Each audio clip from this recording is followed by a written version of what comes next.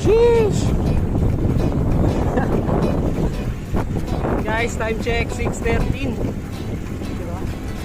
12 minutes, 12 minutes lang ang biyahe. Mula Mandaluyong hanggang Pasay. Sa takbo 30 daw, sabi ni Luigi. Ayan, ang ganda ng sunrise, oh. Ayan. Isa na lang yung kulang, Mountain Peak.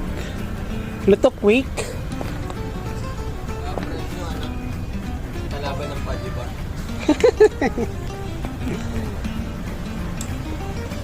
Lemon Square Quick. Ayan.